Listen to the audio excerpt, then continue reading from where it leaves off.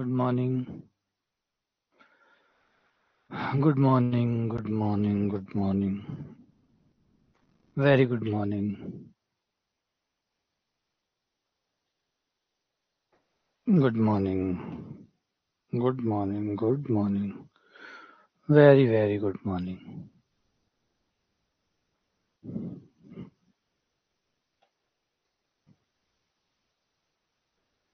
राधे राधे राधे राधे राधे राधे राधे राधे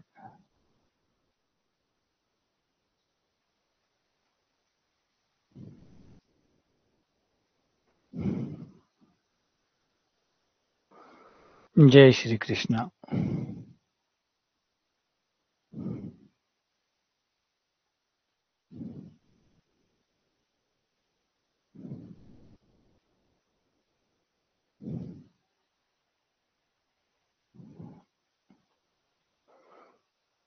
आ जाओ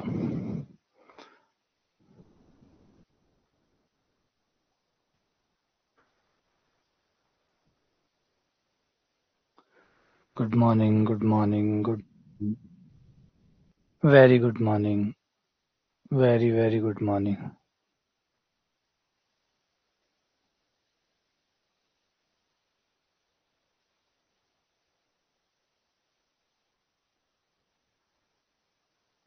राधे राधे राधे राधे राधे राधे आ जाओ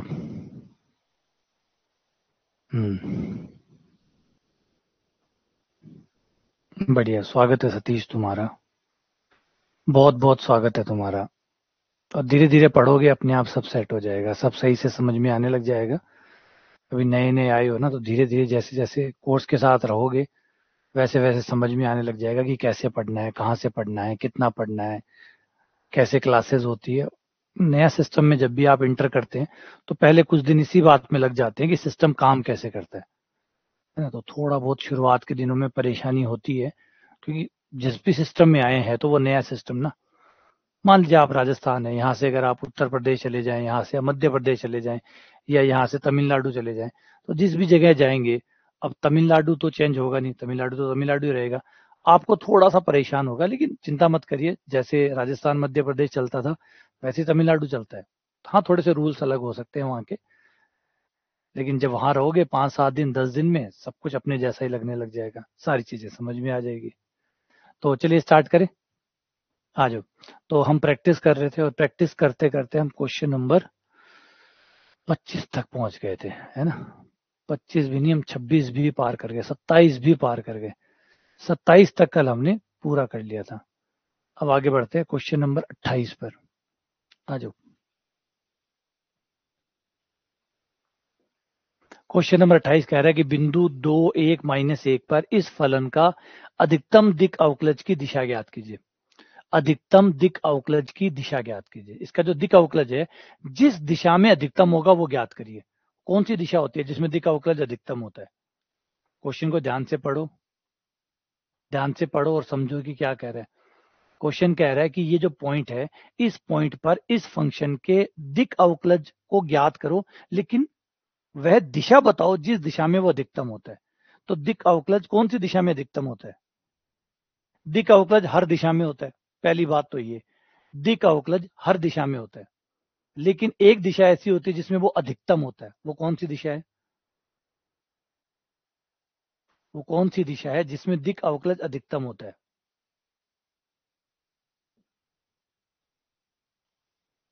दिक् अवकलज अपनी ही दिशा में अधिकतम होता है। तो जो अपनी दिशा है वो निकाल लो, अपनी ही दिशा में अधिकतम होता है। तो बस यही खेल है। डेल एफ निकाल लो और उसका एकांक सदिश बना लो।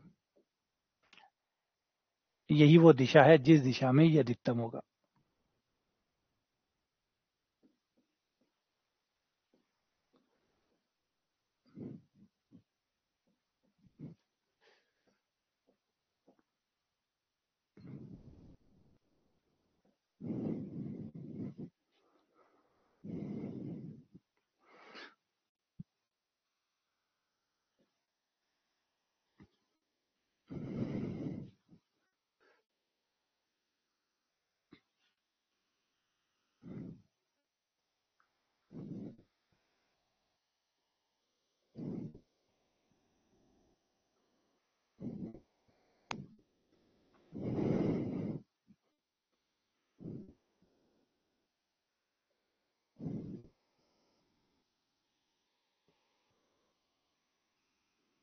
y के साथ अवकलन, x के साथ अवकलन करने पर 2x y z cube, y के साथ अवकलन करने पर x स्क्वायर z क्यूब, और z के साथ अवकलन करने पर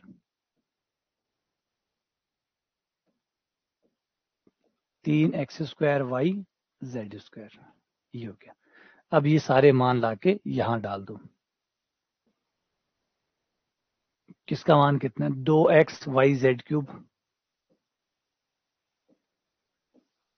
ये इसका मान, प्लस j, अब इसका मान del F over del y का मान है एक्स स्क्वायर जेड क्यूब,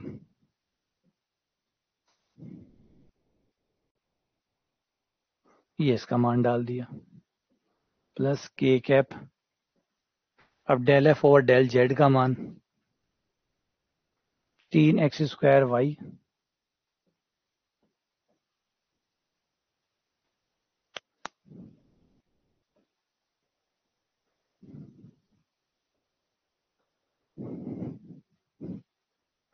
ये हो गया। अब अपना पॉइंट का यूज करो, जो पॉइंट हमें दिया है, जो बिंदु हमें दिया है, क्योंकि दिक अवकलज किसी बिंदु पर होते हैं, तो वो बिंदु पे पता करना पड़ेगा कि किस बिंदु पे कितने हैं। तो इस बिंदु पे पता करें, सही है। ये वो पॉइंट है। पॉइंट क्या है? 2 1 - 1, 2 1 - 1, यानी x का मान 2, y का मान 1, z का मान 1 -1।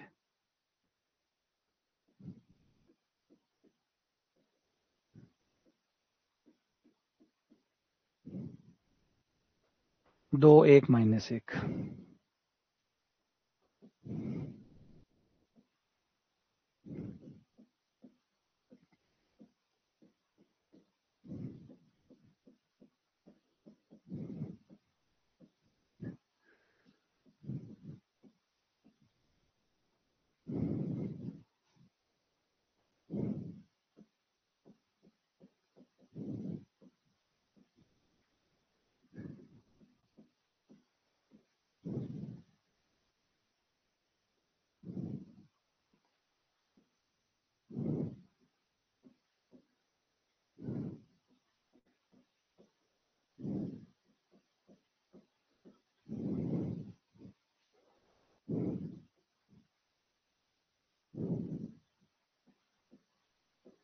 चार आई, एक बार गुणा चेक कर लेना ना, कोई गलती ना हो जाए।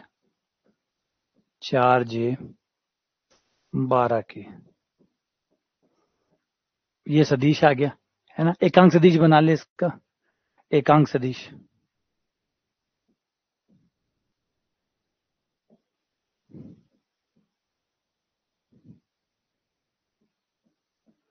तो सदिश बटा सदिश का परिमाण,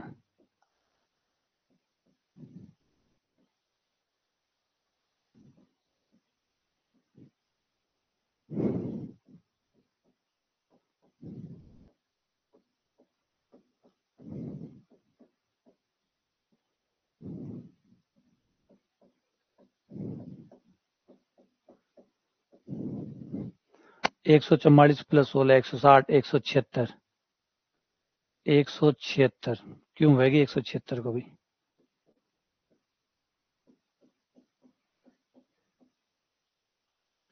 176, 100,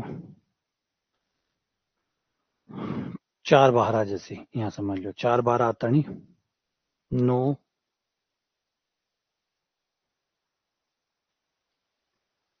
कितना 16, अच्छा 4√11, शाबाश भगवती।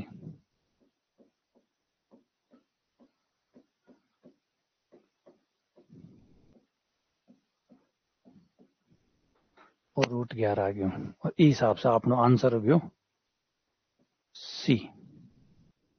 अब आज जम्मी कौन जम्मी थारे, अब आ दाय आई को नहीं, अब बताओ, अब आ दाय आई को नहीं, इमें के सीखने मिलो। इस सवाल से हमें क्या शिक्षा मिलती है? इस सवाल से हमें ये शिक्षा मिलती है कि जो ग्रेडियंट एफ है, जो दिक अवकलज होता है, दिक अवकलज का अधिकतम मान, पहले तो अधिकतम मान कितना होता है? अधिकतम मान होता है उसका सीधा मापांक, डायरेक्ट मापांक निकालो वो उसका अधिकतम मान होता है। कौन सी दिशा में होता है? उसी की दिशा में होता है, उसी की दिशा में वो अधिकतम होता है। तो ये दो राज की बात है जो सना अठा पड़ गई।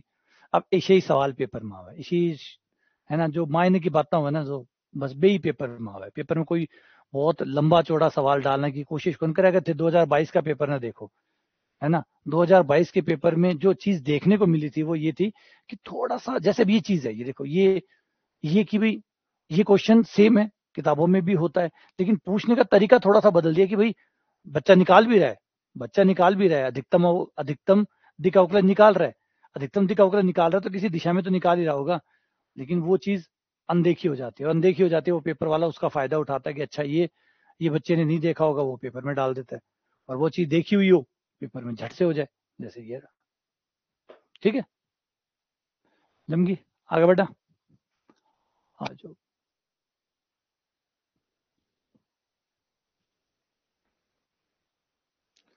अगला सवाल, पृष्ठ एक्स स्क्वायर,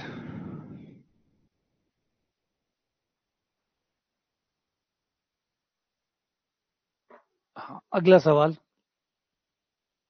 इसकी अभिलंब दिशा में इकाई सदिश ज्ञात करो। ओ अभिलंब दिशा में इकाई सदिश ज्ञात करो, यो भी वही है, यो भी वही है। अभिलंब दिशा कौन सी? जो ग्रेडियंट एफ है, ग्रेडियंट एफ की दिशा अभिलंब की दिशा होती है, तो ग्रेडियंट एफ निकाल लो, वो दिशा मतलब अभिलंब की दिशा, फिर उसका इकाई सदिश निकाल लो, बात एक ही है। और ये जो भी आप अनुप्रयोग पढ़ रहे हैं ना, इन पर एक सवाल पेपर में जरूर आओ। ये जो अनुप्रयोग है, दिक अवकलज, खास तौर पर तो दिक अवकलज पकड़ रखे, दिक अवकलज पर सवाल पूछ ले, ज्यादातर तो आई देखे कि दिक अवकलज पे ही सवाल पूछ ले। फिर भी मान लो थोड़ा इवॉल्व हो गया सिस्टम, और ज्यादा से ज्यादा समतला के बीच को कोण पूछ लियो, या विलंब की दिशा पूछ ली, या विलंब को इकाई सदिश पूछ लियो, हो सकता है आने वाले समय में कुछ इस पे सवाल बन जाए। लेकिन ये जो अनुप्रयोग है ग्रेडियंट वाले 6, इन 6 में से एक सवाल एकदम पक्को है, हर बार ऐड है। ठीक है, कर दो फटाफट इन्हें।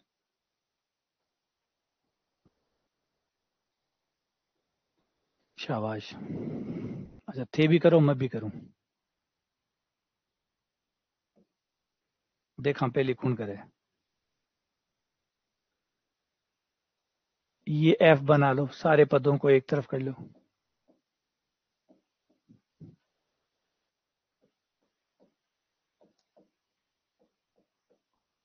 ये एफ हो गया। सारे पदों को एक तरफ करने पर एक्स स्क्वायर वाई 2xz-4, अवकलन निकाल लो, del F over del x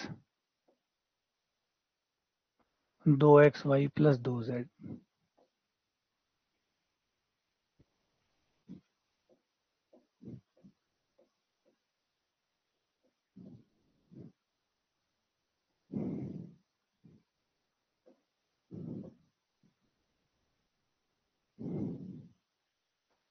ये y के साथ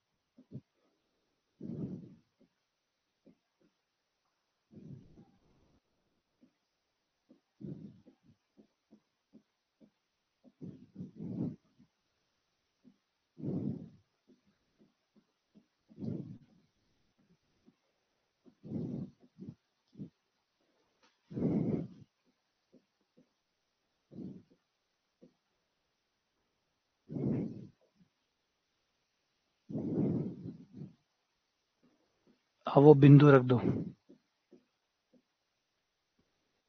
बिंदु कौन सा है? 2 - 2 3,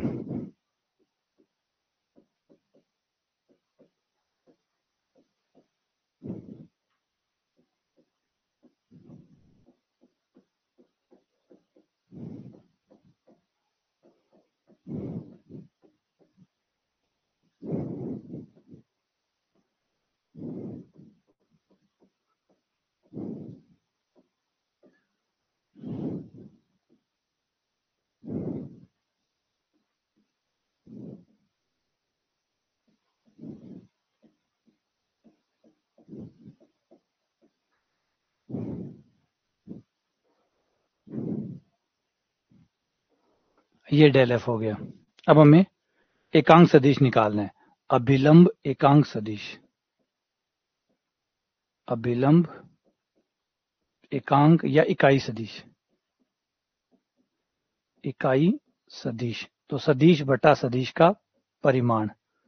तो इस सदिश में ये जो ग्रेडियंट एफ है, इसी में इसी के परिमाण का भाग देने पर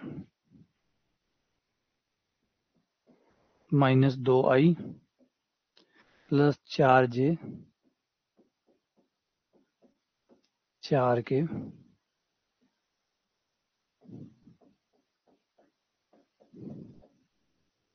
फिर 6 बार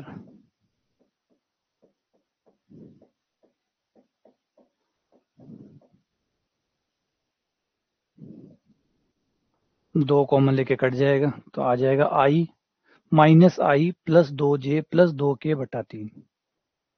बी आंसर आ गया। सही है, सही है, क्या कहते हो?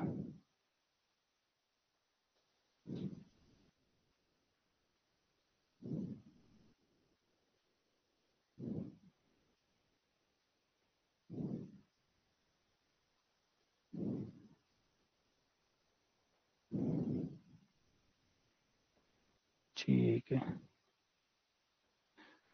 निक्कू, तुम्हारा तुमने वो हैंड रेज वाला बटन दबा रखा है। निक्कू तुमने हैंड रेज वाला जो बटन है वो दबा रखा है, यहाँ पे दिखा रहा है। कुछ पूछना है क्या? आप लोग हैंड रेज वाला बटन दबा रहे हो।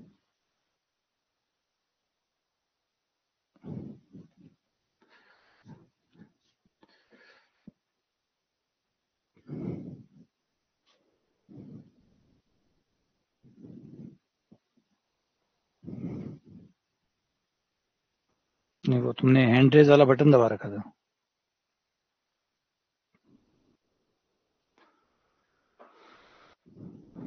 अच्छा, आज हो रहे हैं सवाल, कल नहीं हो रहे थे, तो आज बेहतर होता ही है। हर आने वाला दिन पिछले दिन से और बेहतर हो जाता है।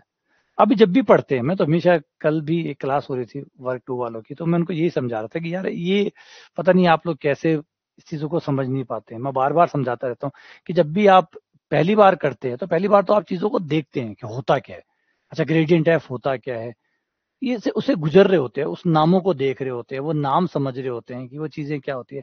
जब आप दूसरी बार आते हैं तो थोड़ा सा आइडिया हो चुका होता है कि अच्छा ये चीज है, तो थोड़ा सा आप उसमें और आगे बढ़ जाते हैं। तीसरी बार आते हैं तो आप उसमें और बेहतर कर पाते हैं। ये बार बार का काम है, ना कि एक बार का काम है। कुछ एक बार जैसा कुछ है ही नहीं। और गणित की क्यों बात कर रहे हैं हम लोग, किसी और सब्जेक्ट को ले लो, जीवन की किसी और चीज को ले लो। कौन सी ऐसी चीज है जो सिर्फ एक बार, आपने साइकिल पकड़ी एक बार और आप साइकिल सीख गए। आपने बाइक पकड़ी पहले दिन, पहली बार बाइक चलाई आप चलानी सीख गए। कार पकड़ी आप चलानी सीख गए। कौन सी ऐसी चीज है जो फर्स्ट टाइम में आप सीख गए? आप चलना, खड़े हुए चलना भागने लग गए, ऐसा हुआ। आप बोले, बोलते ही आपके आप साहित्यकार बन गए। कभी होता है ऐसा? कभी भी नहीं होता। आदमी रिपीट करता रहता है, बेहतर होता रहता है। यही वो प्रोसेस है। जो कितना बेहतर है तो उसने उतनी बार रिपीट किया होगा। अगर आप कहोगे वो हिंदी का बड़ा विद्वान है, तो बड़ा विद्वान का मतलब सीधा है, उसने हिंदी को बार बार रिपीट किया होगा, बार बार दोहराया होगा, बार बार उस पर मंथन किया होगा, वो साहित्यकार बन गया। ये इसका एक्सपर्ट है या उसका एक्सपर्ट है, तो सीधी कहानी एक ही है कि भाई घुमा रहा होगा, चीजों को बार बार घुमा रहा होगा, एक्सपर्ट हो गया होगा।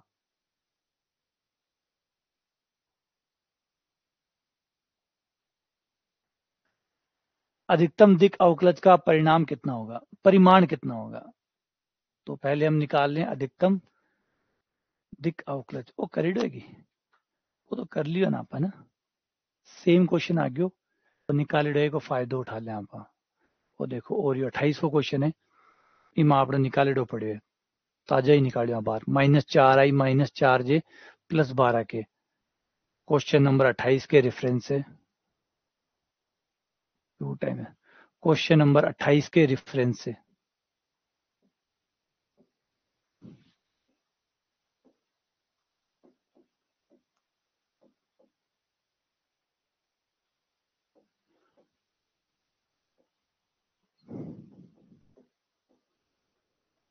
हमने निकाला था टेल एफ बराबर -4i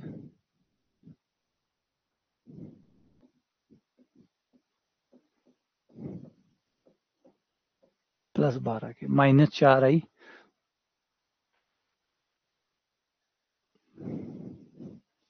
-4j प्लस 12 के,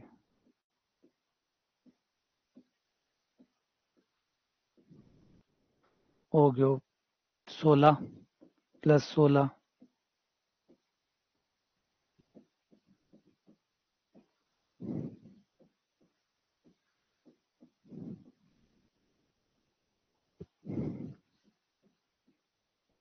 176 यानी 16 गुणा 11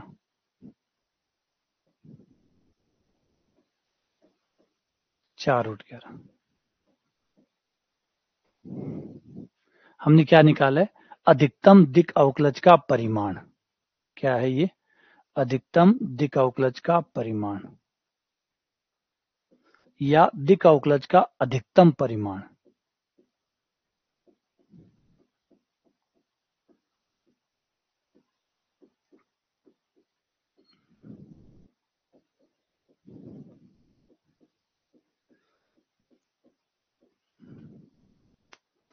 अधिकतम दिक अवकलज का परिमाण। ठीक है, अगला क्वेश्चन। इस पृष्ठ तल का समीकरण। इस पृष्ठ का इस बिंदु पर स्पर्श तल का समीकरण बताइए।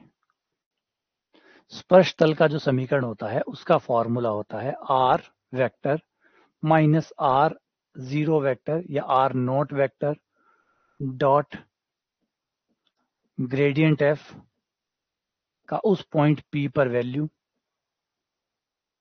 बराबर 0। ये स्पर्श तल का समीकरण होता है।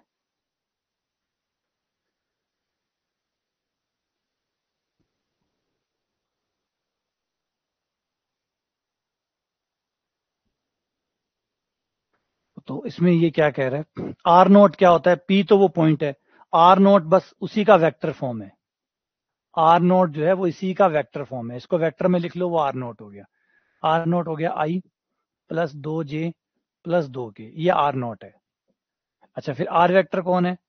आर वेक्टर समीकरण वाला वेक्टर है, किसी भी बिंदु का स्थिति सदिश xi plus Y j plus z के, ये आर है।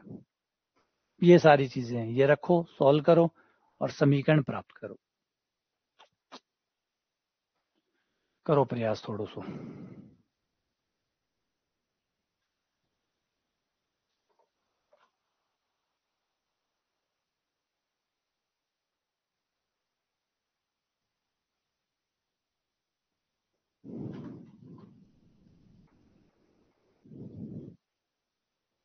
ग्रेड एसोसिएट्स प्रॉपर्टी, भाई इसे प्रॉपर्टी मैंने पता ही को नहीं, नाम ही पहली बार सुनी हूँ। Grade associate property.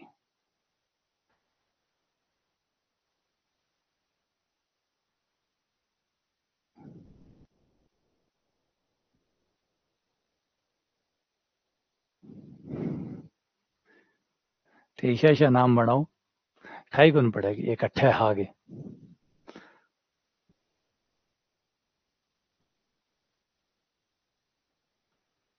अब वो बस हिंदी में लिखे अपसरण साचर्य गुणधर्म, था ही को नहीं भैया, कौन सो है, सुने को नहीं मैं कदी गए, मैं अनभिज्ञ हूँ इसके बारे में।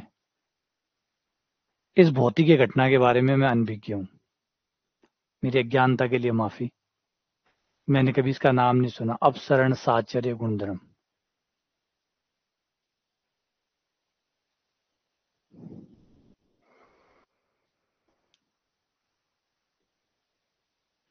कर लिया, ठीक है, आ जाओ।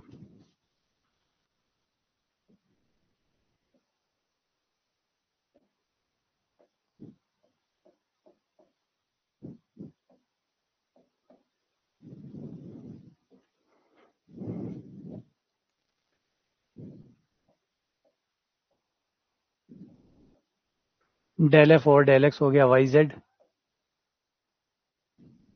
Coma del F over del y हो गया एक्स जेड,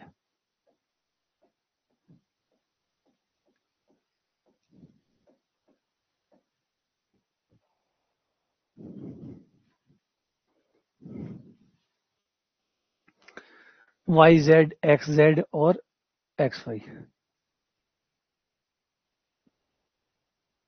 अब ग्रेडियंट एफ निकाल लें।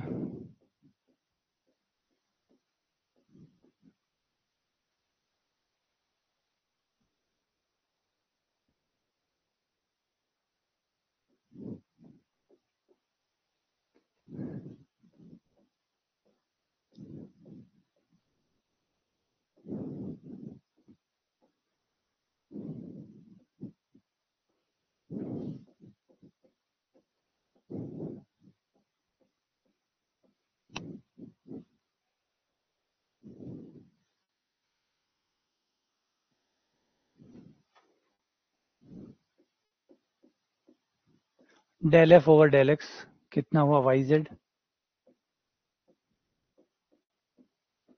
Del F over del Y,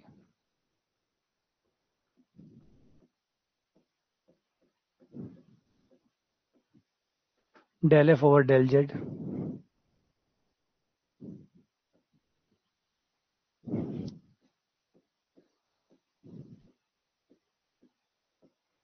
हमारा पॉइंट कौन है, 1 2 2, 1 2 2, वाई की जगह 2, जेड की जगह 2, एक्स की जगह 1, जेड की जगह 2।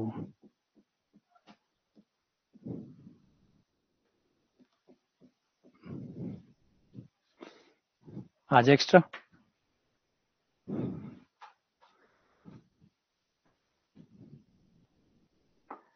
चाय आ गई है भैया, अब 6 सवाल काट लो, मैं इतनी देर चाय पी लूँ। प्लस 2 जे,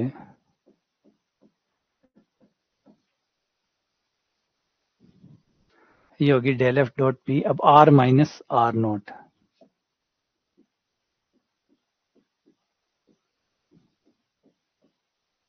आर में से आर नोट घटाऊंगा तो ये रहा एक्स माइनस 1,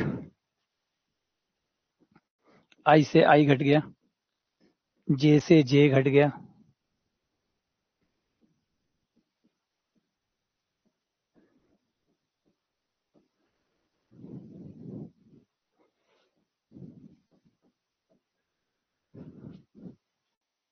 अब आ गया स्पर्श तल का समीकरण, वहीं पे आ जाते हैं।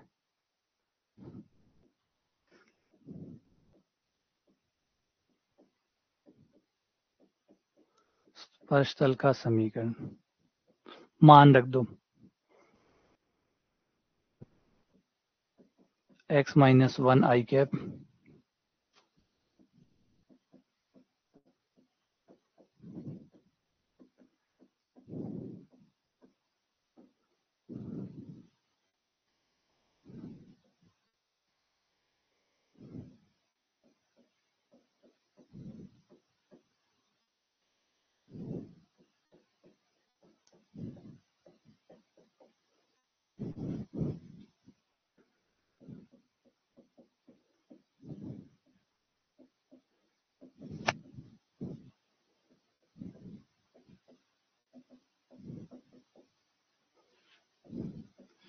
चार x plus 2 y plus 4 z, ये हो गया माइनस का 4 माइनस 4 8, 8 8 16, 4 2 का भाग देने पर 2x plus Y plus 2z बराबर 8। देखियो की गलती कर दी, अच्छा के के साथ 2 होगा, क्यों तो गड़बड़ करी थी। हाँ हाँ देखो,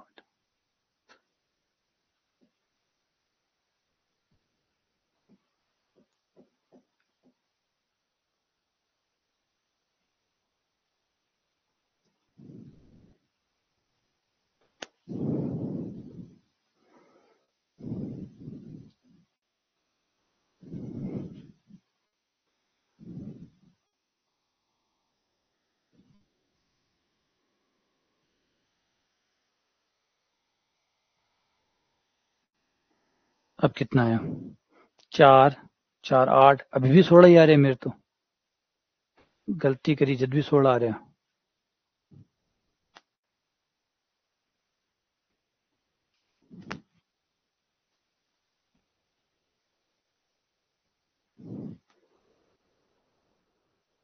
ए भाई, ए हो गया 4, ए हो गया 4, कितना 8, 8 रब्बे हो गया 8, 16 ही तो है।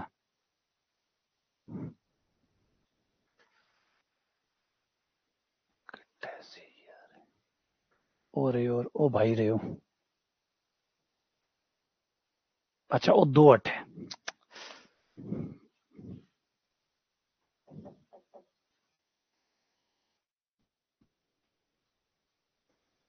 तो मैं जो गलती करी हूँ वो 8 करी हूँ।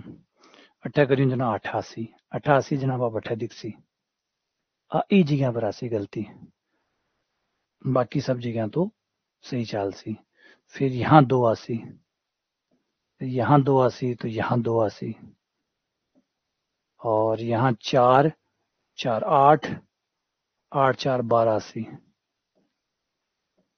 2 का भाग लगना पर 86।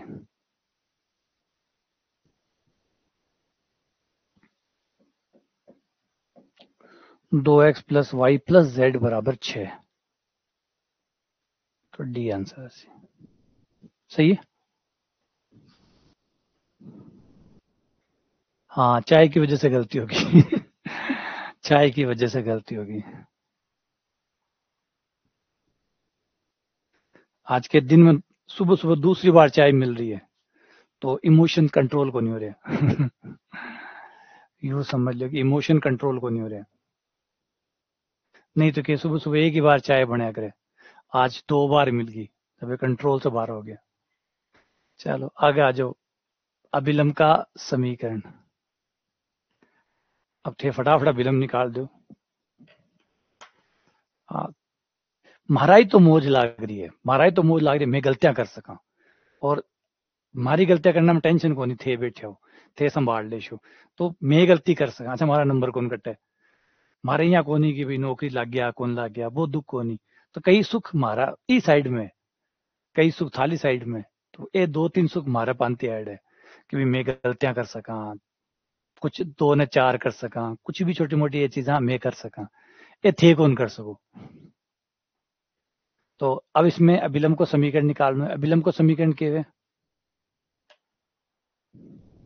अभिलंब को समीकरण के हुए,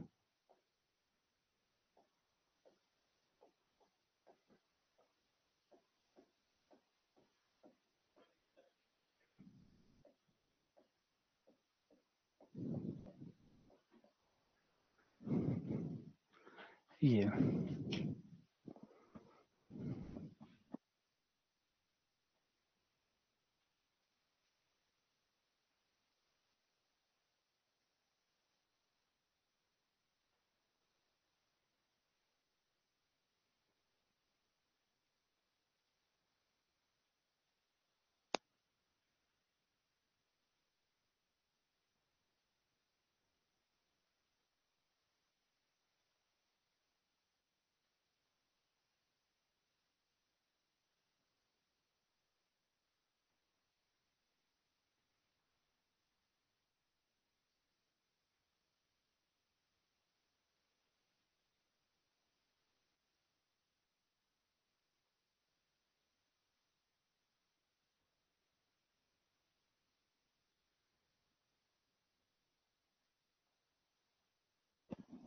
अच्छा, फोटो दिखाने से पता लग जाता है क्या?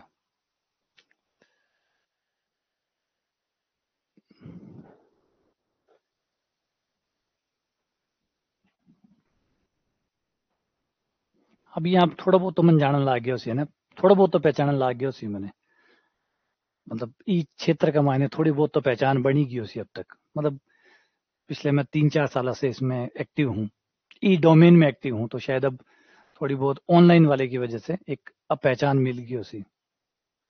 अब लोग कम से कम फोटो तो भाई एक ही फोटो फिक्स है मेरी, एक ही फोटो है मेरे कने, बा लोग जानने लग गया उसी कि हाँ। अच्छा, तब तो ठीक है। हाँ, स्वीकार्यता बढ़ गई है मेरी थोड़ी अब।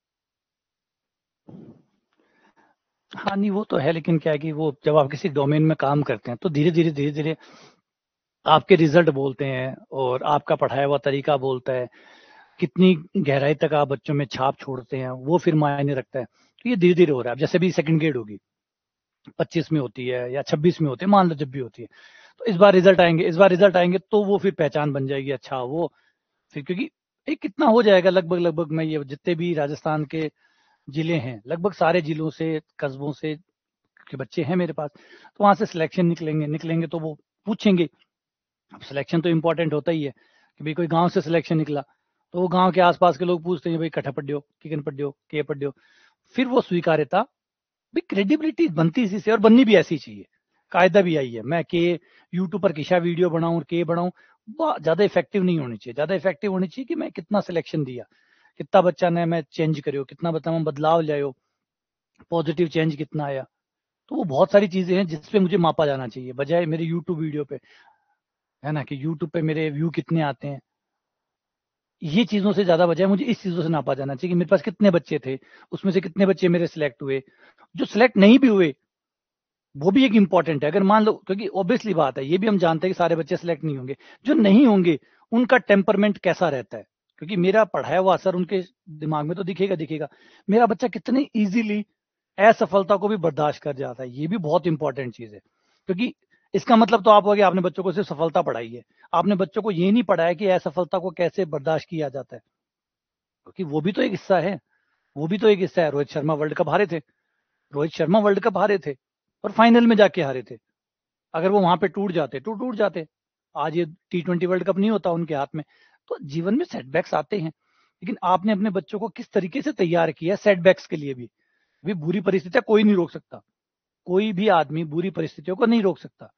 आपके जीवन में कुछ ना कुछ अच्छा अगर हो रहा है तो कभी ना कभी कुछ बुरा भी घटित होगा, ये स्वाभाविक सी प्रक्रिया है। तो जब कुछ बुरा होता है तो मेरा बच्चा कैसे उसको झेलता है, फेस करता है, ये भी इंपॉर्टेंट रोल है, क्योंकि ये भी हमने पढ़ा है। टीचर खाली गणित तक नहीं होता, वो जीवन तक भी होता है। तो उसमें मैंने क्या डाला है, तो मेरा बच्चा कितनी आसानी से सेटबैक को बर्दाश्त कर पाता है, वो भी इंपॉर्टेंट है। सफल होगा तब तो पटाखे फूटने ही फूटने, लेकिन जब असफल होगा उस समय कैसा बिहेव करेगा वो भी इंपॉर्टेंट है। हाँ वही तो कह रहा हूं, ये बहुत चीजें हैं जो मायने रखती है। और मेरा टाबर है, अब आदमन टेंशन है कि अगर मेरा टाबर पास हो गया तो भी मेरा टाबर आसमान कौन पकड़ा है, और मेरा टाबर फेल भी हो गया तो भी जमीन कौन पकड़ा है। अब बात पक्की है, इतना साल 2 साल में मैं थाने ई तारीख तक कर देशूं कि ना तो थाने सफलता ज्यादा प्रभावित कर सी, यहाँ कोनी की एकदम बादलों का पार लेगी, नहीं, और ना थाने कोई असफलता तो नुकसान पहुंचा देसी कि थे जमीन पर आज देशो की यार लो सब कुछ ही खत्म हो गयो। थाने एकदम बैलेंस कर देशू मैं यहाँ ठीक ठाक बीच में, जट है ज्यादा कंपन को नहीं बता रहे शरीर में। सफल हो गया ठीक है, कोई बात नहीं, जीवन में ये भी सही, नहीं हुए कोई बात नहीं, कुछ और अच्छा इंतजार कर रहा है, शायद उसकी बारी आने वाली है, हो जाएगा। तो एक बैलेंस, और भगवान देख जहां तक होगा सिलेक्शन ही होगा, लेकिन क्योंकि देखो हर चीज के लिए बना होता है, हर चीज कुछ ना कुछ आपके लिए सोच रहा होता है भगवान। मैंने वो एक कहानी सुनाई होगी आप लोगों को, कल भी मैंने वो बच्चों को सुनाई थी, कि मेरा एक स्टूडेंट था दिनेश दिनेश करके, तो उसके साथ वाले जो बच्चे थे उनका थर्ड ग्रेड में सिलेक्शन हो गया था, और वो हमेशा कॉलेज में बढ़िया था, कॉलेज में हमेशा अच्छा था। लेकिन उसके साथ वाले जो थे वो कैटेगरीज में थे, कोई एससी में था, कोई ओबीसी में था, तो थोड़ा वो एडवांटेज मिलने की वजह से उनका सिलेक्शन हो गया। अब उसे ये परेशानी होगी कि यार मेरा मैं कॉलेज में सबसे बढ़िया, इन सबसे मेरे 5-10% हमेशा कॉलेज में ऊपर आते थे, इनका सिलेक्शन थर्ड ग्रेड में हो गया, मैं रह गया, मैंने ऐसा क्या किया, जबकि मुझे नॉलेज ज्यादा है, मुझे ज्ञान ज्यादा है, मुझे चीजें ज्यादा अच्छे से आती है, लेकिन इनका सिलेक्शन हो गया। तो मैंने उनसे कहा कि देख भगवान ने कुछ अच्छा ही सोचा, विश्वास कर, उस मालिक पे विश्वास कर, वो गलत नहीं हो सकता, उसने कुछ ना कुछ बढ़िया सोचा ही होगा। नौकरी नहीं मिली है तो सोच कहीं ना कहीं कुछ बड़ा होने वाला है, और जरूर होगा। फिर वैकेंसी आई सेकंड ग्रेड की, उसका सेकंड ग्रेड में हो गया, अब वो खुश हो गया, बोले मेरे साथ वाले सारे थर्ड ग्रेड में, मैं सेकंड ग्रेड में, अगर मैं थर्ड ग्रेड में लग जाता तो आज मैं थर्ड ग्रेड में रह जाता, अगर मैं थर्ड ग्रेड में लग जाता तो मैं थर्ड ग्रेड में रह जाता। भगवान ने मेरी सुनी, अच्छा हुआ मैं थर्ड ग्रेड में नहीं लगा, मैं सेकंड ग्रेड में लगा सीधा। तो जो मेरी जगह थी मुझे वही जगह मिली, मैं उनसे ऊपर था और भगवान ने मुझे उनसे ऊपर ही रखा। तो वही चीज है, हमें कई बार भगवान का इशारा समझ में नहीं आता, चिंता मत करिए, उसने जो सोचा है वो अच्छा ही होगा। हो सकता है आप फर्स्ट ग्रेड मटेरियल हो सकता है आप कॉलेज लेक्चरर मटेरियल और हो सकता है कि ते शिक्षा मंत्री बनना रहा हुआ है, कठे थर्ड ग्रेड हम चक्कर काटो, हो सके थारे फ्यूचर में शिक्षा मंत्री बनने लिखे हुए। अगर शिक्षा मंत्री थर्ड ग्रेड में ला गया तो शिक्षा मंत्री बनने का चांसेस कम हो जाएगा। तो शायद भगवान चाहे कि शिक्षा मंत्री बनो, है ना, या हो सकता है केंद्रीय मंत्रिमंडल में जाओ, और या क्या पता देश ही चलाओ थे। अब देश चला होगा तो थर्ड ग्रेड में स्कूल थोड़ी चला होगा। तो कहीं ना कहीं कुछ ना कुछ बड़ा सोचा हुआ होगा, तभी जगह खाली छोड़ी है। तो टेंशन ना लो, भगवान आपा ने सही जगह पुकार ही छोड़ दी। एक्स वाई जेड बराबर 4 है 1 2 3 पर अभिलंब कहां से गुजरता है। अच्छा, अभिलंब कहां से गुजरता है, तो पहले अभिलंब को समीकरण निकालो, फिर भी ना देखो इनमें से कौन से बिंदु को वो संतुष्ट करता है।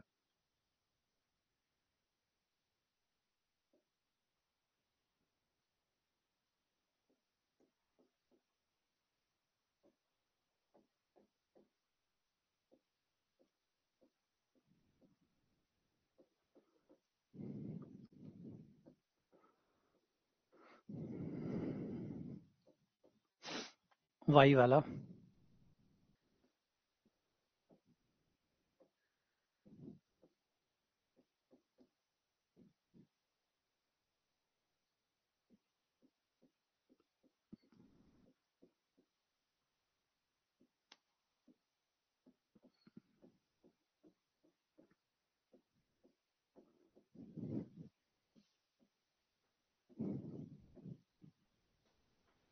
Y Z I cap, x Z J cap, x Y के कैप।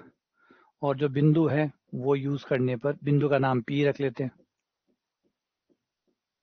बिंदु रखने पर हो जाएगा हमारा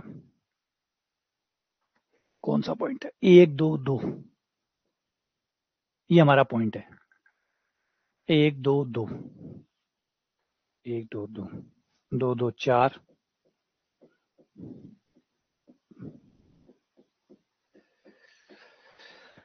ये आ गया। अब r माइनस आर नॉट निकाल लो, यही r नॉट है।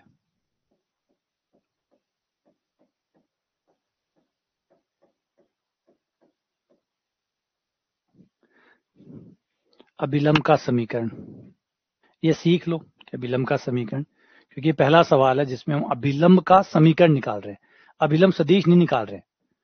अभिलंब सदिश और अभिलंब का समीकरण दोनों में अंतर है। हम क्या निकाल रहे हैं, अभिलंब का समीकरण निकाल रहे हैं। r minus r not cross cross del cross f p equal to 0, ये हो गया। तो ये हो गया आई j k r minus r not, r हमारा होता है y j plus z k, x minus 1, y minus 2, z minus 2।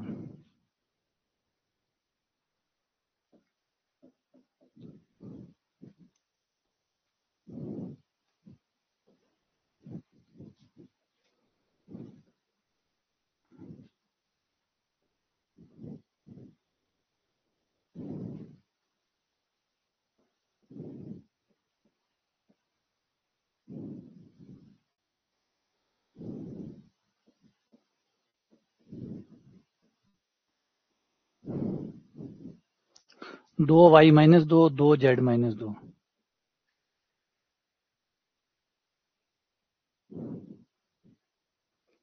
Check कर लेना। 2 गुणा एक्स आई वाला 2 गुणा वाई माइनस 2, 2 गुणा जेड माइनस 2, जे वाला 2 गुणा एक्स माइनस 1, 4 गुणा Z minus 2 plus k cap और 2 एक्स माइनस 1, 4 वाई माइनस 2 बराबर में 0 वेक्टर। सॉल्व करें तो आई, ये आ गया 2 वाई 2 जेड, ये तो कट ही गया, 2 वाई माइनस 2 जेड माइनस जे 2 एक्स माइनस 4 जेड, 8, 8 में से 2 गया 6 प्लस के 2 एक्स माइनस 4 वाई -2 + 8, 8 में से 2 गया 6 बराबर 0 वेक्टर। 0 वेक्टर है तो तीनों को अलग अलग कर दो।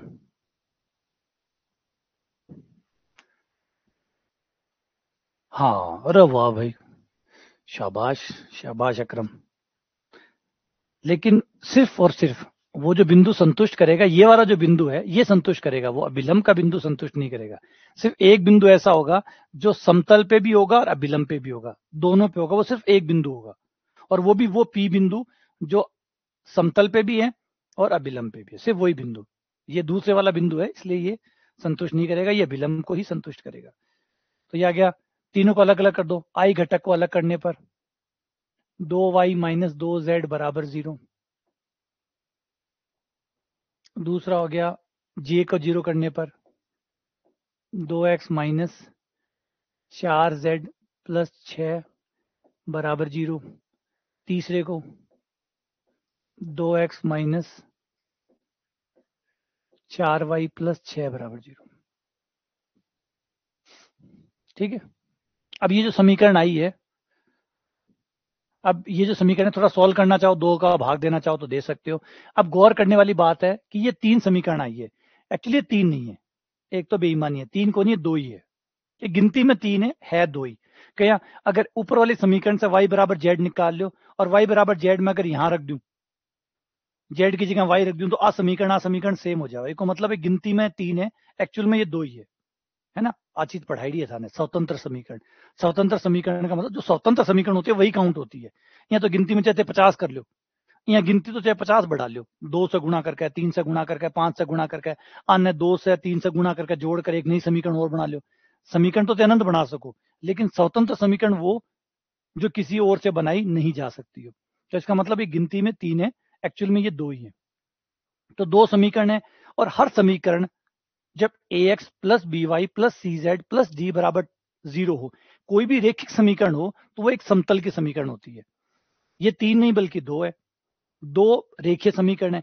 रेखीय समीकरण मतलब समतल का समीकरण। ये 2 समतल है, और जब 2 समतल एक दूसरे को काटते हैं तो क्या बनती है? एक रेखा बनती है। तो ये रेखा है, और वो रेखा कौन है? अभिलंब है ना। तो देखो 3D के अंदर जो रेखा का समीकरण है वो किस तरीके से दिया जाता है? 2 समतलों का प्रतिच्छेदन एक रेखा कहलाता है। आप कभी देखो 3D वर्ल्ड में, देखो 3D वर्ल्ड के अंदर जब भी कोई लाइन बनती है तो कैसे बनती है? आपका कोना कैसे बना? आपकी इस दीवार और इस दीवार ने काटा तो कोना बना। 3D में ऐसे ही बनता है। त्रिविमीय ज्यामिति के अंदर जब भी कोई रेखा बनती है वो तब बनती है जब 2 दीवारें काटती है ना। आप देखो, ये देखो, ये कट हुई और यहाँ एक लाइन बन गई, तो कट होगा। और अभी भी ये सोचो कि एक लाइन बन रही है, तो ये लाइन क्यों बनी? क्योंकि जो स्पेस है, स्पेस और मेरे हाथ दोनों एक दूसरे से टच हुए और वो किनारा बन गया। तो किनारे की परिभाषा यही है कि 2 समतल एक दूसरे को काटते हैं तो एक रेखा बनती है। तो ये एक रेखा है। ठीक है, क्लियर हुआ? अब अपना बिंदु रख लो, इसमें से चेक कर लो, बिंदु चेक कर लो, कौन सा बिंदु संतुष्ट करता है? 2 1 1, y और z बराबर होने चाहिए, इसमें बराबर है, बी में भी बराबर है, ई में भी बराबर है। आगे और एक चेक करना पड़ती, ये ट्राई करें तो 6 4 6 4 2 आ गया, ये प्लस का 2 आ गया, नहीं, ये संतुष्ट कर रहा है सी। सी संतुष्ट कर रहा है, तो आंसर हो गया सी। सी इसको संतुष्ट करेगा। अब ये क्वेश्चन में क्या पूछ रहा है? कुछ ऐसा पूछ रहा है, इसे देखो। ये क्वेश्चन में कह रहा है कि ये तो आपका पृष्ठ है, ये ले लेता हूं मैं पृष्ठ। ठीक है, इस पृष्ठ की बात हो रही है। इस पृष्ठ के किसी बिंदु P पर, ये रहा वो P पॉइंट, इस पर कहीं पर है, इस पर स्पष्ट तल खींचा गया,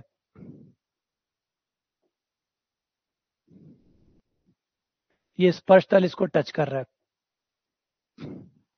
अब इस पर अभिलंब खींचा गया इस पॉइंट पर। अब हमसे पूछा गया कि ये जो अभिलंब है ये आगे किस बिंदु से गुजरता है? तो समीकरण निकाल ली, समीकरण निकाल कर रख के देख लिया कौन सा बिंदु है जिससे आगे से गुजरता है, तो वो बिंदु है -1 1। ये सवाल का ज्यामितीय अर्थ है। सवाल का चित्र में ये अर्थ है कि भाई ये जानना चाहता है कि एक पृष्ठ है जो आपको दिया गया, ये जो भी चित्र बनेगा कुछ तो बनेगा, पृष्ठ है तो कुछ तो बनाएगा ही। अब जो कुछ भी बनेगा उस पर एक बिंदु P होगा, जहां कहीं भी हो। उस P बिंदु पे आप टच करता हुआ एक स्पर्श तल खींच सकते हैं। उस जहां पे वो स्पर्श तल है उस पर अभिलंब खींच सकते हैं। वो जो अभिलंब है उसके बारे में पूछा कि बताओ वो कहाँ जाएगा, आगे कौन से पॉइंट से गुजरेगा, इनमें से वो कौन सा पॉइंट है जिससे वो गुजरेगा। ट्राई करके रख के देख लो, समीकरण निकाल लिया, रख के देख लिया। अब इसमें दो काम हो गए, अगर समीकरण पूछ रहा है तो आंसर ये हो गया, अगर समीकरण नहीं पूछ रहा है, समीकरण नहीं पूछ रहा है, पूछ रहा है कि आगे किस बिंदु से गुजरता है, तो संतुष्ट करवा के पता कर लो।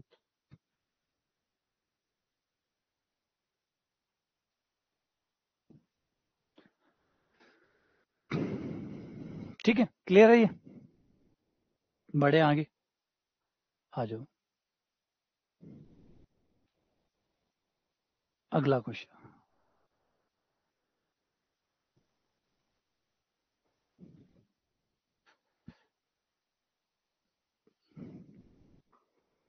जे माइनस नहीं है, मतलब नहीं समझा, अक्रम में मतलब नहीं समझा।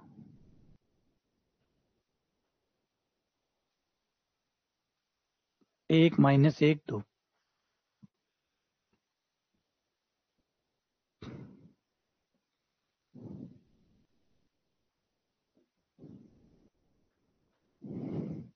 5 x square x cube plus y cube plus z cube.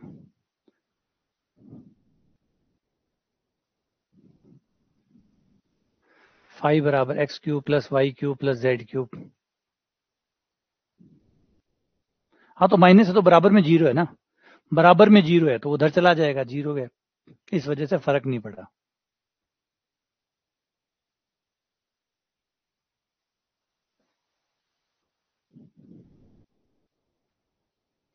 इसकी इस दिशा में दिक् अवकलज ज्ञात करो।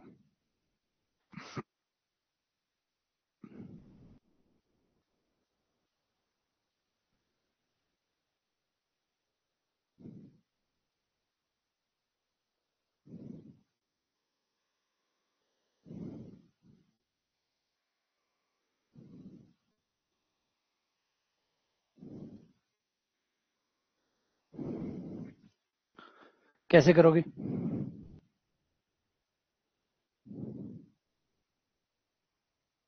ये जो इस टाइप का सवाल है ना, ये बहुत पूछा गया है, ये सबसे ज्यादा पूछा गया सवाल है। मतलब संख्याएं बदल दो, फलन बदल दो, टाइप यही होता है, दिक् अवकलन निकालो, दिक् अवकलन निकालो। और ये यहाँ नहीं, आईआईटी जैम में जाइए, आईआईटी जैम में भी आपको इस टाइप का एक सवाल मिलता है। आईआईटी जैम में भी ये बड़ा पॉपुलर है सवाल, दिक् अवकलन निकालने वाला। तो ये रहा फाई, ये रहा पॉइंट पी, फाई का डेल फाई बन जाएगा। ठीक है, डेल फाई को पी बिंदु पे पता कर लेंगे, ये हमारा ए वेक्टर हो जाएगा। ए वेक्टर को इकाई सदिश में चेंज कर लेंगे और हमारा दिक् अवकलज हो जाएगा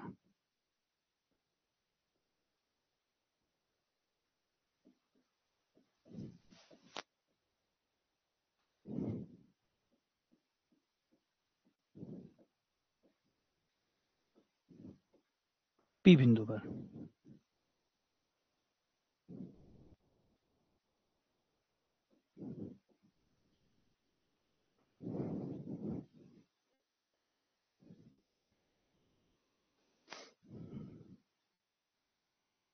इस बार मैंने एक चीज बहुत अच्छी की है, एक बहुत बड़ा बदलाव वेक्टर कैलकुलस में, खास तौर पे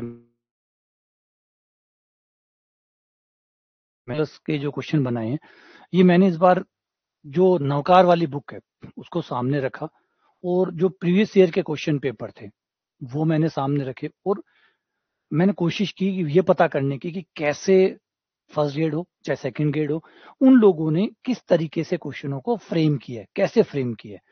और जिस तरीके से उन्होंने फ्रेम किया है, ये ट्राई था, एक ट्रायल बेस है, देखते हैं इसका पूरी क्लास खत्म होने के बाद में कैसा अनुभव रहता है। अगर अच्छा अनुभव रहा या और कुछ सुधार की जरूरत रही तो करेंगे, लेकिन इस बार मेरे दिमाग में ये आया कि एक हम इस तरीके से पढ़ के देखते हैं, एक टॉपिक को हम ऐसे पढ़ के देखते हैं, क्योंकि मैंने बार बार कहा ना कि हर बार आप कुछ वेक्टर कैलकुलस पढ़ानी है, अगली बार फिर पढ़ानी है आपको वेक्टर कैलकुलस, पिछली बार पढ़ाई थी, इस बार पढ़ा रहे हो, अगली बार फिर पढ़ाओगे, तो कुछ नया एक्सपेरिमेंट किया जा सकता है, कुछ बेहतर किया जा सकता है। तो इस बार मेरा आया कि वेक्टर कैलकुलस पिछली बार पढ़ाई थी वो तो था ही, इस बार जो पढ़ाएंगे इस बार ऐसे पढ़ाएंगे कि जो पेपर है आरपीएससी वाले वो रखेंगे, नवकार वाली बुक रखेंगे, क्योंकि क्वेश्चन नवकार वाली बुक से आते हैं, ज्यादातर बार पूछे गए हैं, प्लस नवकार वाली बुक को रखते हैं उनके साथ, पेपरों के साथ, और देखते हैं कि वो क्या सोच के पेपर बनाते हैं, क्या चीजें वो डालते हैं पेपर में, और किन चीजों को वो वेटेज देते हैं। बस उस आधार पे अपन क्वेश्चन बनाते हैं और उनकी प्रैक्टिस करवाते हैं। तो इस बार आपको क्वेश्चनों में एक चीज नजर आएगी कि जो भी क्वेश्चन मैं अभी यहाँ पे डाल रहा हूँ, ये सारे क्वेश्चन अकॉर्डिंग टू पेपर है, पेपर के हिसाब से बने हुए। तो इस बार ये फर्क आपको देखने को मिलेगा, अगर किसी ने नोटिस किया हो तो। ठंडी कवकलज का कोई 4-5 सवाल मिल गया भांति भांति से, है ना, थाने 4-5 सवाल दी कवकलज का मिल गया अलग अलग तरीका से, वो ही खतर डाला इस बार, क्योंकि दी कवकलज काफी बार पूछे हुए, इस वजह से भी थोड़ा सा एक्स्ट्रा वेटेज में रखियो, क्योंकि दी कवकलज पूछा जाता है। अब पूछा जाता है तो उसका फिर उस पर 3-4 क्वेश्चन तो बनते ही हैं, कि 3-4 क्वेश्चन मैं आपको प्रैक्टिस करवा दूं, ताकि ऐसे पूछे वैसे पूछे कैसे पूछे आपको दिक्कत ना आए, है ना। तो ये इस बार देखते हैं, अभी तो 33 क्वेश्चन हुए हैं, जब तक ये पूरा टॉपिक होगा फिर इसका अनुभव क्या रहता है हमारे साथ, कैसा रहता है, फिर आप लोग भी पुराने पेपरों को उठा के एक बार खुद से चेक करिएगा, फिर बताइएगा अनुभव कैसा रहा। अगर बहुत अच्छा रहता है तो फिर इस चीज को आगे वाले टॉपिकों के साथ भी हम अप्लाई करेंगे, वरना कुछ और नया ढूंढेंगे, कुछ और अच्छा ढूंढने की कोशिश करेंगे। तो del5p.ake, फाई का एक्स के साथ,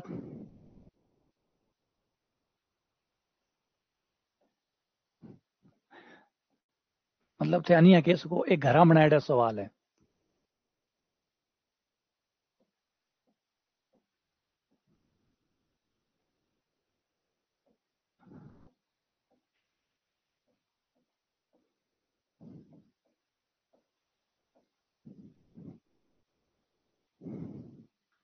और एक है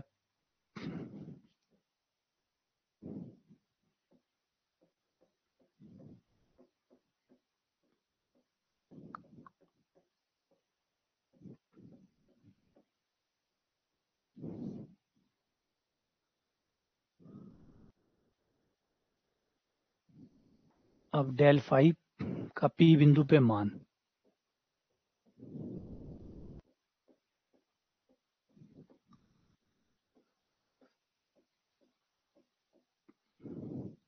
पहले तो del5 निकालते हैं फिर पी पे मान निकालेंगे।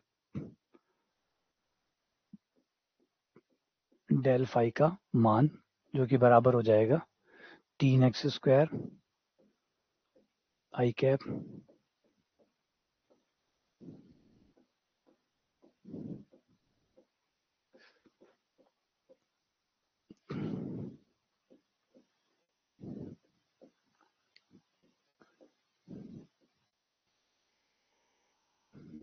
एक माइनस एक दो,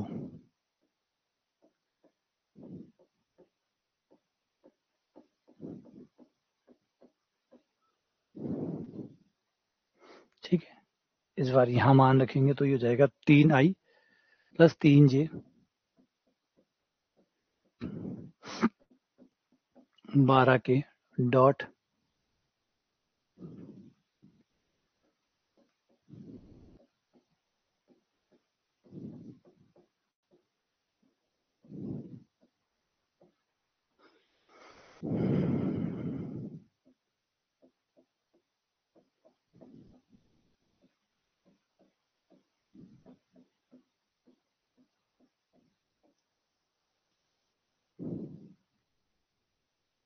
√6 से ऊपर नीचे गुणा करने पर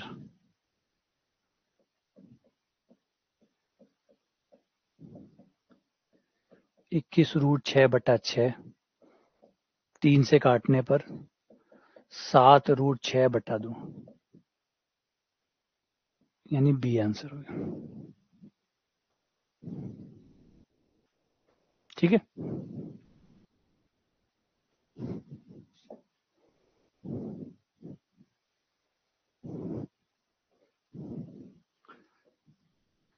ये 5 है, ये 1 2 3 है, इस पॉइंट के ऊपर इस दिशा में दिक अवकलज क्या होगा।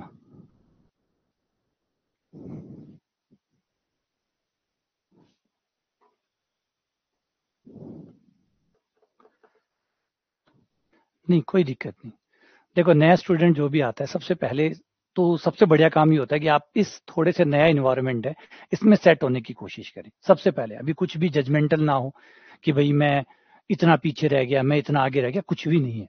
आप जहां से शुरू करते हैं वहीं से चीजें स्टार्ट होती है। ये कोई सरल रेखा नहीं है कि कोई आपके आगे और कोई आपके पीछे है ना। जैसे मैं हमेशा कहता हूँ कि हमारा कोर्स का जो मैंने पॉइंट बनाया वो है कि गोल कोर्स है। ये गोल कोर्स है, मतलब चलता रहेगा। जो चीजें हो चुकी है वो दोबारा आ जाएंगी, फिर दोबारा आ जाएंगी, फिर वेक्टर कैलकुलस दूसरी बार आ रहा है, और अभी थोड़े दिनों बाद में जब हम थर्ड टाइम आएंगे तो वेक्टर कैलकुलस तीसरी बार आ जाएगा। तो हमारा बंद वक्र है, तो इसमें हम वही चीजें बार बार बार बार दोहराते रहते हैं। तो जब कोई बंद वक्र होता है तो उसकी ना तो कोई शुरुआत होती है ना कोई अंत होती है। ठीक है, इसे ऐसे समझो, गणित का छात्र हो, गणित की भाषा में समझो। अगर ये लाइन है, ए यहाँ खड़ा है, बी यहाँ खड़ा है, तो आप बता सकते हैं कि ए पीछे है, बी आगे है। सरल रेखा में क्या होता है, ए आगे है मतलब ए पीछे है और बी आगे, क्योंकि हम उधर जा रहे हैं, इसका मतलब ए पीछे है बी आगे। लेकिन यही अगर हम किसी वृत्त पे आए तो अब ये ए है और ये बी है, बता सकते हो कौन आगे और कौन पीछे? बता सकते हैं कौन आगे और कौन पीछे? सवाल ही नहीं उठता। कोई आगे नहीं है और कोई पीछे नहीं है। तो सेम वही है, जब कोर्स बार बार घूम रहा है, रोटेट कर रहा है, तो इसमें कोई फर्क नहीं पड़ता कि कौन आगे कौन पीछे। आप अपने हिसाब से, आपने वेक्टर कैलकुलस से स्टार्ट किया, तो जब अगली बार वेक्टर कैलकुलस वापस आ जाए, समझ जाओ एक बार कोर्स पूरा हो गया। अरे या फिर दूसरा तरीका अपना सकते हो, कोई दिक्कत नहीं है। कोर्स ऑलरेडी रिकॉर्डेड फॉर्म में पड़ा है, जो भी अभी तक हमने किया वो रिकॉर्डेड फॉर्म में पड़ा है, उसको आप साथ साथ में पढ़ सकते हो। उसको अपने हिसाब से पढ़ सकते हो। बोले नहीं इतना नहीं पढ़ा जाता, मैं तो क्लास के साथ साथ चलूंगा, क्योंकि क्लास ऑलरेडी काफी होती है, 3 3 क्लासेस होती है, तो वो ऑलरेडी ज्यादा है। तो आप सोचो कि क्लास के साथ चलूं, ठीक है, आप क्लास के साथ चलिए, और ये सबसे बढ़िया तरीका है। सबसे बढ़िया तरीका तो आप क्लास के साथ चलिए। थोड़ा सा शुरुआत में परेशानी आएगी, वो तो आती है, जब भी आप नई चीज स्टार्ट करते हैं, परेशान तो करती ही करती है। तो धीरे धीरे धीरे धीरे आप समय दीजिए। 1 महीने तक कोई जजमेंट मत पास करिए, मुझे समझ में नहीं आ रहा, मुझे ये नहीं आ रहा, ये टफ है, ये मुश्किल है, मुझसे नहीं होगा, ये सब कुछ छोड़ दीजिए। 1 महीने बस पढ़ते रहिए, पढ़ते रहिए, पढ़ते रहिए, बिना सोचे समझे, और जो चल रहा है उसको दोहराते जाइए, पढ़िए, दोहराइए, करे हुए सवालों को दोबारा से करिए, वापस उन्हीं सवालों को जो आपने क्लास में पढ़े हैं उन्हीं को दोबारा निकालो, बस कुछ भी नहीं। 1 महीने अगर आप रुक गए तो आपको सब कुछ समझ में आ जाएगा कि चीजें कैसे हो रही है। फिर आप एकदम नॉर्मल हो जाओगे बाकी लोगों की तरह। फिर कोई दिक्कत नहीं होता। क्या पहले 7 दिनों में दिक्कत आती है, पहले 7 दिनों में दिमाग में कुछ कुछ कुछ कुछ अजीब सा चलता रहता है ना। दिमाग बाहर निकलने की कोशिश करता है, जल्दी से बाहर निकल जाओ, जल्दी से बाहर निकल जाओ। अगर वो 7 दिन वहां ठहर गया या महीना भर ठहर गया तो फिर वो सब कुछ सेट हो जाता है। फिर आपका सब सेट हो जाएगा, फिर आपको सब समझ में आ जाएगा। तो पहले 7 दिन है ना, वो जैसे कहते हैं ना वाइब्रेशंस, वो हाईएस्ट होते हैं। आप 1 महीने रुकिए, सब चीजें क्लियर हो जाएगी। तो जो चीज हो रही है वो आपके साथ ये सब चीजें दोबारा होंगी। अभी ये जो सारी चीजें हम जो पढ़ रहे हैं, ये अभी जैसे ही 15 अगस्त तक ये हो जाएगा। अब 3 टॉपिक बचे हैं, न्यूमेरिकल बचा है, numerical, optimisation, 3D geometry, graduation में 3 बचे हैं। ये 15 अगस्त तक पूरा हो जाएगा। 15 अगस्त के बाद में हमारा नए सिरे से वापस से स्टार्ट हो जाएगा। तब तक आपके 3 4 टॉपिक ये हो जाएंगे, प्लस सीनियर के हो जाएंगे, प्लस 10th के हो जाएंगे, फिर वापस से शुरू हो जाएगा आपका। चलते जाओ, तो उसमें कोई टेंशन की बात नहीं है ना। हाँ बस यही, बस जो मेन चीज जो है ना प्रॉब्लम, वो है 1 महीना टिक जाओ बस। 1 महीना टिक जाओ, वरना 1 महीने में आपका दिमाग है वो कुछ ना कुछ ऐसी चीजें ढूंढ लेगा, कुछ ऐसी चीजें कर लेगा जिससे वो सिस्टम से बाहर आ जाए। और अगर एक बार आप सिस्टम से बाहर आ गए तो वापस सिस्टम में जाना मुश्किल हो जाता है। यही सबसे बड़ा ड्रॉबैक है। अगर आप 1 महीने टिक गए, अगर आप अपने दिमाग को जीत गए और 1 महीने आपने अपने आप को रोक लिया, कुछ समझ में नहीं आ रहा, मान लो एक हाइपोथेटिकल कंडीशन ले लेते हैं, आपको कुछ समझ में नहीं आ रहा कुछ भी, फिर भी आप 1 महीने रुको और 1 महीने बाद देखो, 1 महीने बाद देखो, आपका रिएक्शन बदल जाएंगे, सब कुछ बदल जाएगा। 1 महीने अगर रुक गए तो, वरना 1 महीने में ही दिमाग कुछ ना कुछ ढूंढ लेगा सिस्टम से बाहर। और दिमाग तो चाहता भी यही है कि कम से कम माथापच्ची करनी पड़े, जल्दी से बाहर निकल जाओ ताकि पीछा छूट जाए। तो दिमाग को जीत गए और महीना भर टिक गए, सब बैलेंस हो जाएगा, सब कुछ सही से चलने लग जाएगा। और 1 महीने बाद बात कर लेना मुझसे।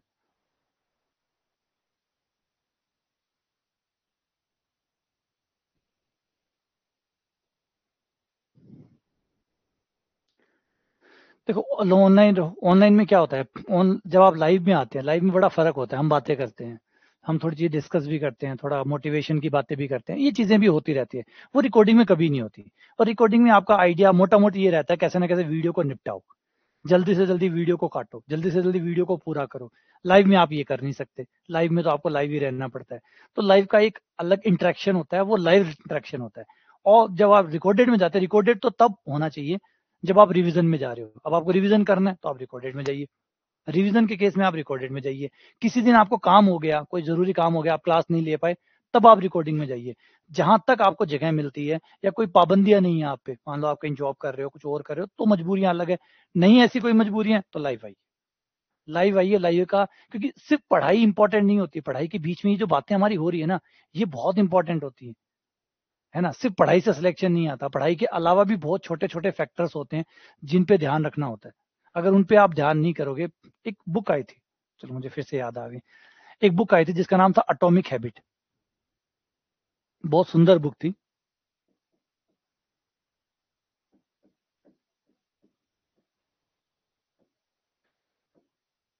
अटोमिक हैबिट का मतलब दुनिया का सबसे छोटी चीज क्या है, वो है एटम। सबसे छोटी चीज दुनिया की, अगर हम चीजों को टक टक छोटे छोटे भागों में लाए तो एटम हम सबसे छोटा मानते हैं। वो एटम के अंदर मत जाना, फिर बहुत ज्यादा मुश्किल हो जाएगी, फिर उसके अंदर क्या क्या है। तो वैसे अगर हम देखें तो हम कहते हैं कि हम कणों से मिलकर बने, कण का मतलब एटम होता है। हम एटम से मिलकर बने, तो एटम सबसे छोटा होता है। और आपको पता है कि दुनिया का सबसे खतरनाक बम किससे बनता है? दुनिया का सबसे खतरनाक बम किससे बनता है? एटम से ही बनता है।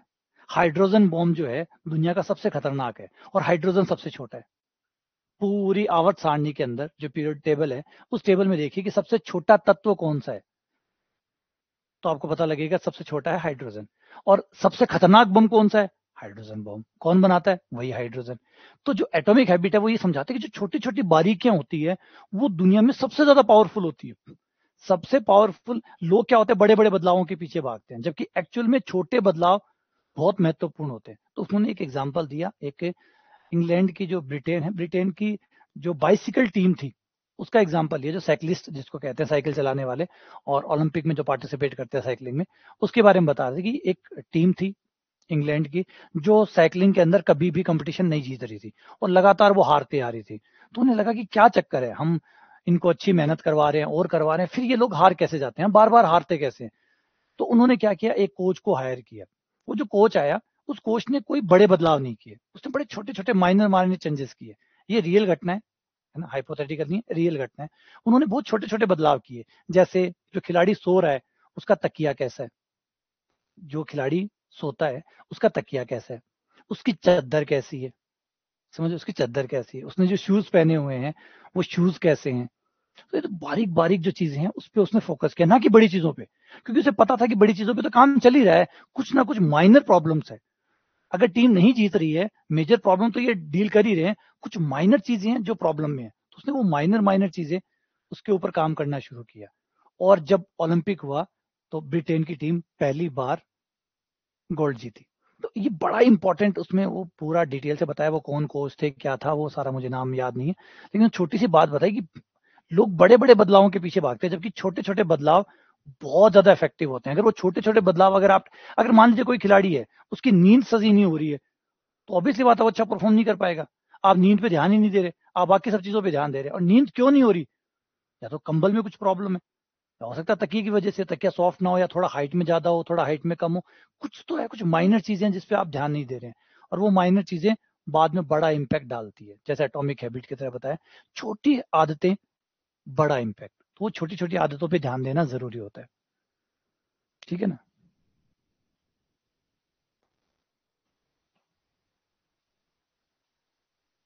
रिकॉर्डेड में लंबी इसलिए लगता है, मैंने कहा यही छोटी छोटी बातें जिसका आप ध्यान रखो। आ जाओ वापस से सवाल पे। ये हो गया हमारा पी पॉइंट। ठीक है, ये हो गया हमारा फाई। फाई के तीन अवकलन कर लो। ये हमारा ए वेक्टर हो गया। और इसको पूरा बनाए सुंदरता से, तो इसको ऐसे लिखेंगे, क्योंकि इसमें जे नहीं है, नहीं है मतलब जीरो है, के नहीं है मतलब जीरो है, जो नहीं है मतलब वो जीरो। तो i plus zero j plus zero k, del phi over del x बराबर, एक्स के साथ करोगे तो वाई जेड आ जाएगा। y के साथ करोगे तो xz आ जाएगा, z के साथ करोगे तो xy आ जाएगा। ये तीनों अवकलन आ गए। डेल फाई ले लो,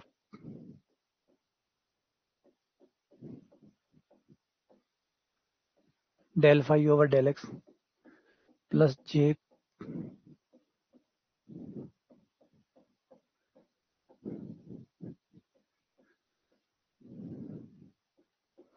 del phi over del x हो गया Y Z I cap plus X Z J cap plus X Y के कैप। पॉइंट रख दो 1 2 3।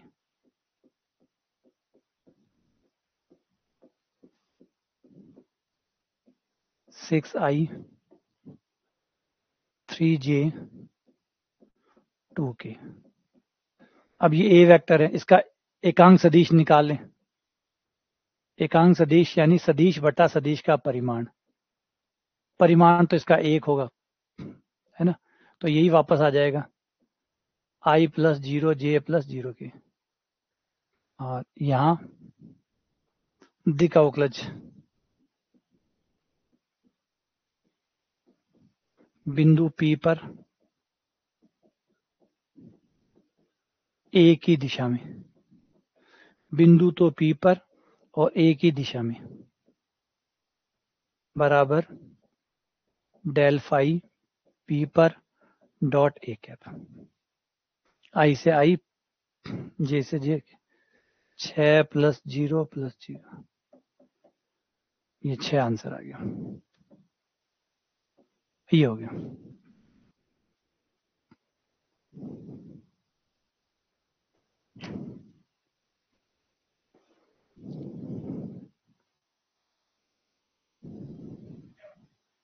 चाय पी ली मैंने चाय पी ली, चाय मैंने नहीं छोड़ी।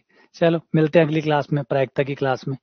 ये ठीक हो गया, समझ में आ गया ना? ये चीजें दोहरा लेना, प्लीज दोहरा लेना, क्योंकि ये सवाल जो है ये 6 चीज है, एक सवाल पक्का हो गया, 3 नंबर पक्के हो जाएंगे, तो ये जरूर दोहरा लेना, ठीक है? हाँ, न्यूमेरिकल एनालिसिस बड़ा है, वैसे भी बड़ा है, बहुत लंबा चलता है वो। कोई नहीं, हो जाएगा, चिंता ना करो। चलो मिलते हैं अगली क्लास में।